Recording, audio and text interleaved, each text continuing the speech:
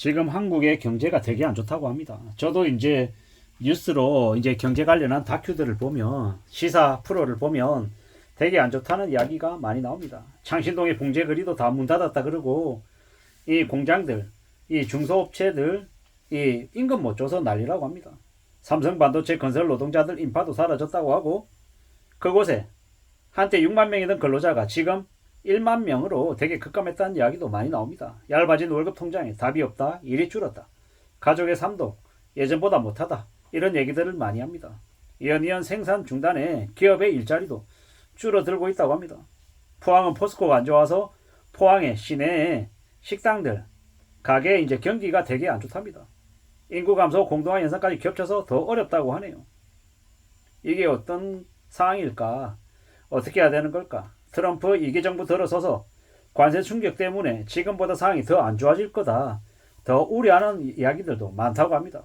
중소공장들, 직원들도 많이 줄었고, 일이 없어서 사람들이 떠나고 되게 이제 암울하고 우울하답니다. 중국의 저가 물량 공세, 트럼프의 관세 충격, 사방이 다 난감한 상황이라 어떻게 해야 되나라는 고민이 많답니다. 남태령 시위, 트랙터 시위도 이 뭐라고 얘기합니까? 쌀 소비량이 줄어서 힘들지만 수입쌀이 있어서 감당이 더 안 된다라고 이야기한답니다. 농림축산식품부에서는 변호사 면적을 줄이는 걸 추진 중이라는데, 농민들의 근심은 더 깊어지고 있답니다. 농산물 가격은 그대로이고 나머지 다른 것들은 다 올랐답니다. 재료값도 오르고 기름값도 오르고 오른 것들이 너무 많은데, 안정적으로 농사 짓는 게 어려운데 이 농민들의 시름도 더 깊어진다고 하죠. OECD 국가 중에서 식량 작업률이 가장 낮은 나라가 대한민국입니다. 식량 작업률은 49%, 곡물 작업률은 22%밖에 안 된다고 합니다. 농민들의 그 어려움이 한국 전체 식량 작업률이 낮아지는데 그대로 이어지는 거고, 이건 우리의 더욱더 이 먹고 사는 문제를 위협하고 있다라고 봐야 될 것 같습니다. 조선은 그나마 역대 최대 실적이라고 하는데, 이마저도 거제에 있는 조선업은 괜찮아도 식당가는 썰렁하답니다.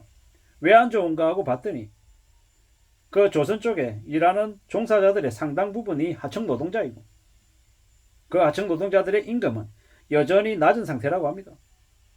하나 오션 정규직은 8,800명, 협력업체는 15,000명, 16,000명쯤 되고, 협력업체 외국인들이 한 4,000명쯤 된답니다. 이게 뭔가 싶은 거죠. 협력업체 내국인의 이 작업 환경하고 급여가 매우 안 좋답니다. 제가 다큐를 보니까 15년차 연봉이 3천만 원이랍니다. 믿기 어려운 금액이죠. 다른 업종에서는 아예 그냥 초임이 3천만 원인 경우가 되게 많거든요.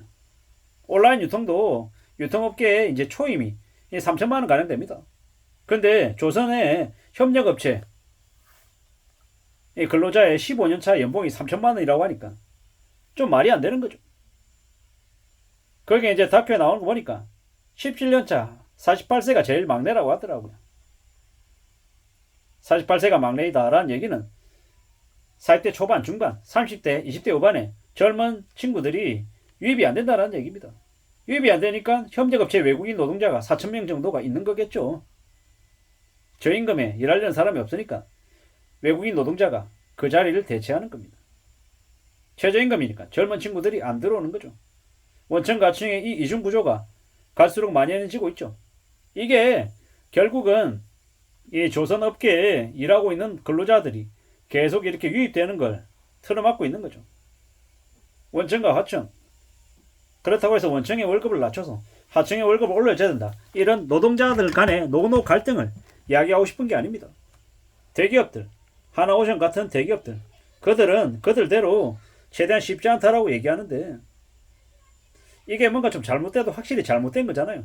동일 노동, 동일 임금이 시행이 되어야 하는 거고, 이 대기업들, 재벌가 족벌가들이 이 기업을 경영하면서 이 나쁜 짓 하는 것들, 배명령 저지르고 주가 조작하고 장난치는 것들, 이런 것들은 철저히 이 법으로 철퇴를 가해서 이 가진 자들, 기득권들, 재벌들이 더 많이 가져가는 걸 좀 조정할 필요가 있는 거죠. 그런 이제 구조적인 문제를 좀 해결해야, 그래야 이 비정규직 하청 노동자들도 어느 정도 소비력이 되어야 그들이 식당도 가고 외식도 가고 회식도 하고 더 많은 물건들을 사서 이 내수가 살아나지 않겠냐라는 생각이 드는 거죠. 참 씁쓸하더라는 생각이 듭니다. 좋은 일자리가 많이 없어지고 있는 게 지금의 상황이죠. 돈이 공부 많이 해서 자격증 많이 따서 이 좋은 일자리를 가야 되는데 그 좋은 일자리 자체가 절대 수가 줄어들고 있는 겁니다. 청년 노동자들이 일하는 안정적인 일자리가 늘어나야 되는 겁니다.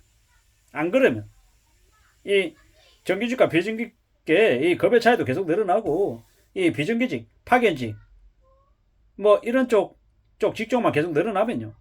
구조가 되게 안 좋아진다라는 거죠. 파견직요.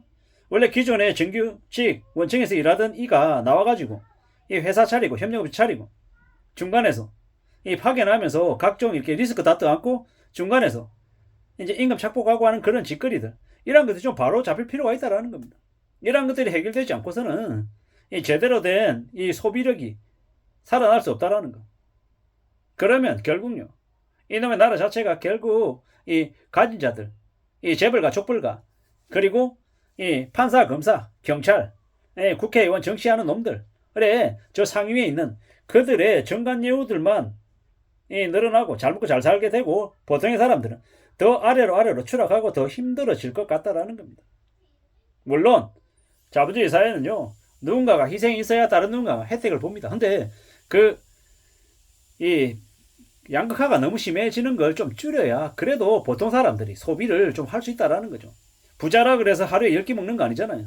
가난한 사람이라고 하루에 한 끼 먹으면 살 수 있는 것도 아니고 물론 부자들이 좀 더 소비를 더 많이 할 수는 있지만 그렇다고 해서 절대적으로 뭐 가난한 사람 10명보다 부자 1명이 소비를 더 많이 하는 건 아니기 때문에 어느 정도 이 완급 조절이 필요하다는 겁니다. 어떤 이들은 부자를 되게 천시하고 되게 그래버렸더니 부자들이 전부 다 해외로 다 떠난다 라고 얘기하는데 그런 극단적인 표현 그런 얘기로 부자를 옹호하고 싶은 생각은 없는 거고 또 부자다 가난한 사람이다 이렇게 갈라치기 하는 것도 좋은 게 아니고 대려 지금 대한민국이라고 하는 곳에서는 정말 부자들 말고 중상층들 연봉 1억 연봉 2억 되는 사람들이 세금이 되게 많죠. 연봉 7, 8천 되는 사람들이 세금도 많고 좀 중산층들이라고 얘기할 수 있는 사람들이 과도한 세금을 징수하고 있는 게 좀 저소득층들의 세금 징수도 좀 더 일부분 돼야 되고 중산층 세금 좀 줄여줘야 되고 이 상층들 정말 부자라고 얘기하는 사람들의 세금도 좀 더 부담케끔 하는 좀 전반적인 각 계층별로 세금 부분들도 재조정할 필요가 있는 거고 비정규직 파견직 계약직들의 저임금도 어느 정도 개선할 필요가 있고 여러 가지 부분들이 이 전체적인 이 부분에 있어서 재조정이 필요하다. 그래야 이 나라 전체 경쟁력도 생기고 이 활력도 생기지 않을까라는 그런 생각들을 해봤습니다. 아무쪼록 저는 이렇게 평범한 보통의 사람이다 보니까 편하게 얘기하는 거지만 이걸 막상 실행하는 건 무지하게 어렵고 복잡한 이야기일 겁니다. 이해관계가 다 다르기 때문에 저는 그저 이러한 화두가 필요함을 말씀드릴 뿐인 거고 앞으로도 차차 조금씩 더 공론화하고 얘기가 될 필요가 있는 것 같습니다. 이상입니다.